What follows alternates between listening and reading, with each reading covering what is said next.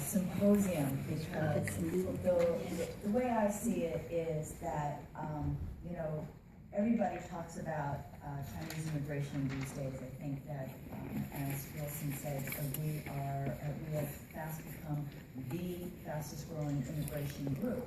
And a lot of topics about the Chinese American experience has now become more a focus. And to me, one that has always been very obvious to me in my life is the difference between what Americans consider a Chinese immigrant and what I consider a Chinese immigrant and my community considers a Chinese immigrant. We always see those census studies and they talk about the rate of Chinese immigration.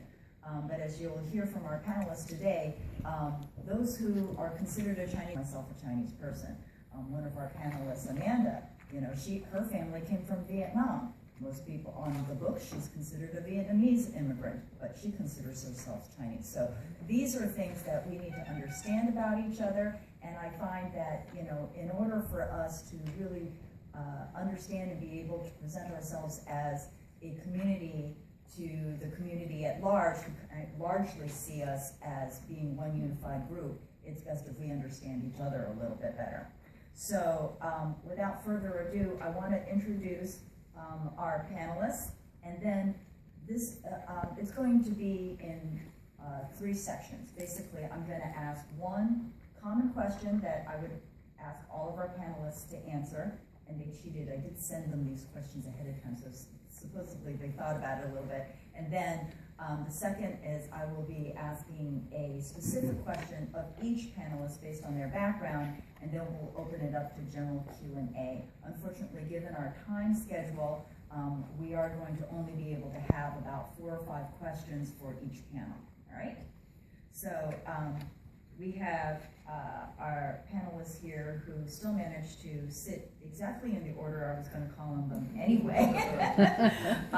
We have Professor Lee, who's a former professor from MIT, and my alma mater, by the way, so that's pretty cool. Representing the early immigration wave from Taisan, his great-grandfather having arrived in 1882, just before the enactment of the Chinese Exclusion Act, so a lot of interesting history there. Mrs. Beatrice Lee, Auntie B, founding member of the Greater Boston Chinese Cultural Association, representing the wave of immigrants that came in the 1950s and 60s, predominantly from Taiwan. And Amanda, you pronounce it La or Lee? Lee. Lee. Amanda Lee, founder and chairwoman of the National Asian Women's Association, representing the immigration wave of the 1970s from Vietnam. And we have Professor To, who came to the U.S. actually in 1980s from Hong Kong, but as a history professor, he has some great insight of all of our immigration waves, and hopefully he can talk a little bit more also about the Hong Kong immigration that came in the early 1900s. And Maggie Zhang, who represents our most current immigration wave from mainland China. She came in the 1990s. So welcome, everybody. Thank you.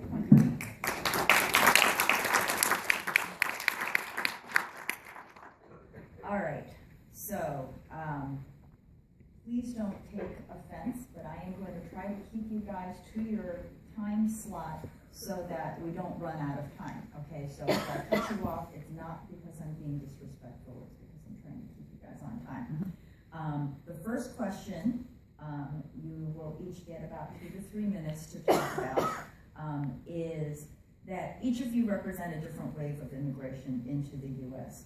Do you have a personal story, or could you talk about a personal story that either characterizes a typical stereotype of your wave, or perhaps is atypical of the stereotype of your wave? Basically, state maybe perhaps a stereotype that you think people have of your wave, and then tell your story, how it relates to it.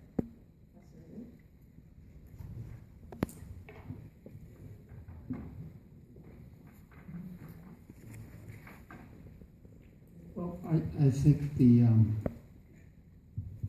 one way to talk about this is so many ways to talk about the differences between that era, which ended after World War II, and what's happened now. It's wonderful to be here with this proliferation of so many people from all over China and different, not only Vietnam, but Southeast Asia and so on. So it's been a great expansion for us. Here's just a little bit of a, I went to Boston Latin School and graduated in 1949. If I tell people in Boston I went to Latin school, they say, of course, you're Chinese, you went to Latin school. Out of 2,000 people, there were 3 Chinese. There was also only 1 African American in my class too. And of course, they were all boys and not girls. So today, Boston Latin School, they have to keep the Chinese out. I mean, in a way, they have to have an informal quota there somewhere. Otherwise, it become probably 60–70% of the audience. So I think that's just one example of what's happened to Chinese immigration since then.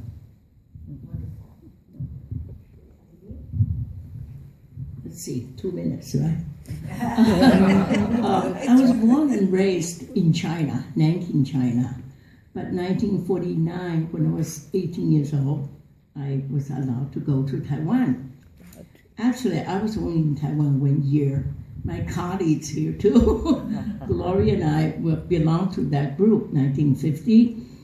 And I guess we went to, at that time, educational department in China said, as long as you get 三民主义, 中国地理, 中国历史, you are Chinese history, Chinese, and then also then you are allowed, you got 4-year scholarship, you're allowed to go to United States.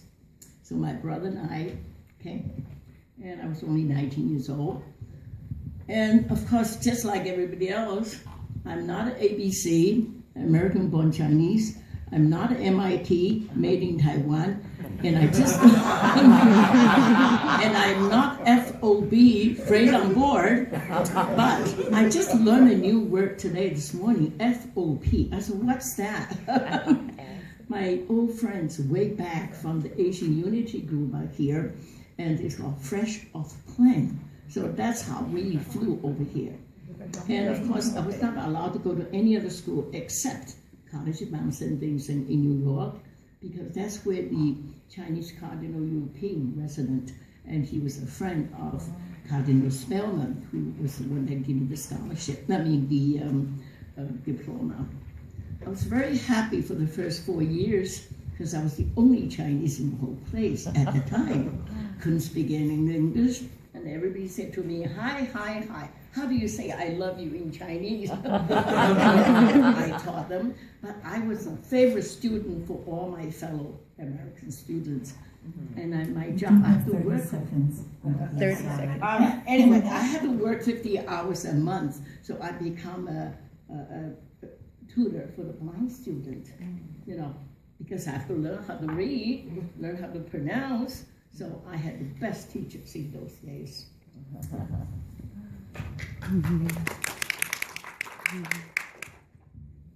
My name is Van Mandely.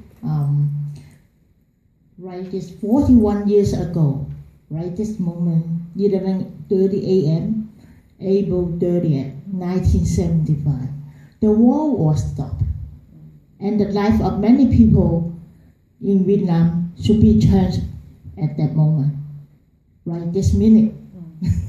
So that's 41. So many people in Vietnam should be left. I think they have toured the population escaped from Vietnam within 20 years. I'm Chinese born in Vietnam. My parents and I, including 2 children, 2 young children, was finally immigrated in United States in 1985. And everything was very hard for the new immigrant at the beginning. So I find myself all my life, I have finished my education on English, Chinese, Vietnamese high school when I was in Vietnam. But I was encouraged to finish college degree by my uncle and started my new career journey. I have distinguished myself by serving Boston Asian American community for the past 23 years. I have had significant impact on the life of my many members of vibrant community through my involvement in the development and expansion of programs designed to increase Asian American Bostonian awareness and utilization of available healthcare programs, and identifying removing barriers to those programs.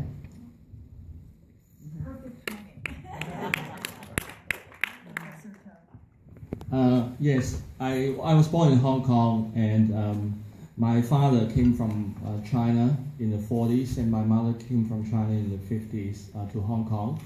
And so this immigrant population from China to Hong Kong was pretty common in the time of revolution in 1949, a little bit before that and after that. So that immigrant population in Hong Kong actually rebuilt Hong Kong, and the second generation growing up in Hong Kong experienced a renaissance or development of Hong Kong identity in the 60s and 70s. And what's interesting between China and Hong Kong is that, and it's always an interesting meeting point between the East and the West, also connecting China to the United States, beginning as early as after the gold rush. So there's been a lot of studies about how Hong Kong Chinese are a little bit different from mainland Chinese, not just because of the 30 years of closing the door, but because of this kind of a multiple identity that Hong Kong people have over time. At times it's been very ambivalent about who's Hong Kongese, who's Chinese, and who's a Hong Kong British and who's a Hong Kong American. So I call myself a Hong Kong Chinese American. And You're Chinese. I am Chinese, I'm Hong Kongese, I'm an American. Now, just the remaining of my time is to say that this idea of a Hong Kong Chinese coming to Chinatowns and the suburban communities and have an affinity to the local Chinatown culture that emerged in the 70s and the 80s. So the dim sum you eat and all the things you experience. So I first lived in San Francisco for 7 years, Minnesota for 2 years, and Boston for 20 years. So I've always been closer to Chinatown area. So I became involved